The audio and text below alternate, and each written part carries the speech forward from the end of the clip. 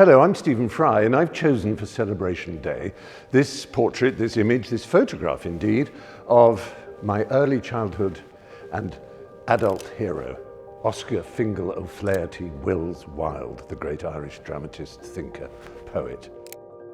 Who knows what he really knew about his sexuality, but when we see an image of Oscar now, and when I saw an image when I was a young boy growing up, aware of my own sexuality, he was a frightening figure, an inspiring figure. And so, as with a lot of portraits, especially perhaps photographs, you look into what is the present and you project onto it your awareness of the future, a future which was one of disgrace and scandal, but then this image began to stand for something so important in the 20th and 21st centuries. It began to stand for the bohemian, the artist, the perpetual student, the student prince, if you like. And of course, he was a gay icon and an Irish icon, an icon for all kinds of people. It's a remarkable image of a young man on the brink of something great.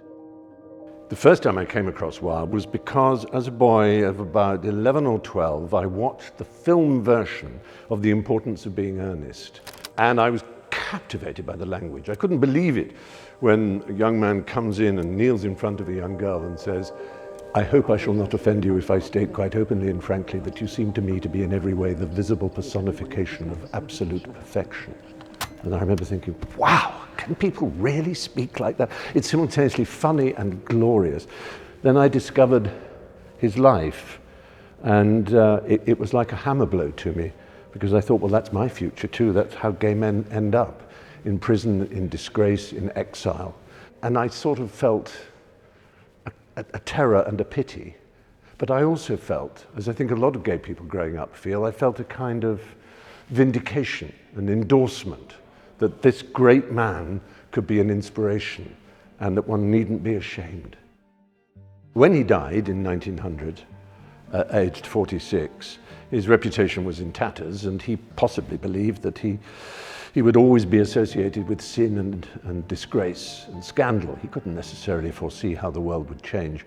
But over the 20th century, his reputation got bigger and bigger and bigger. And one of the most moving things I can think of is that his grave, his tomb, his sarcophagus in Père Lachaise Cemetery in Paris had to be restored. Well, why?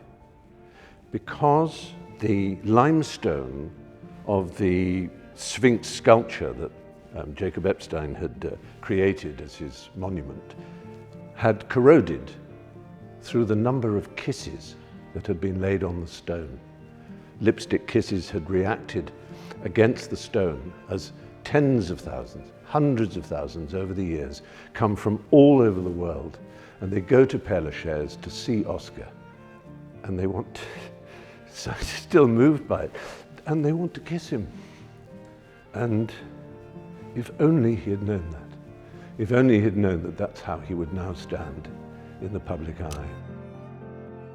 So every time you come here to the National Portrait Gallery, celebrate how things can change for the better in the reputation and the standing of people like Oscar, from the very, very depths to the heights of a kind of sainthood for many.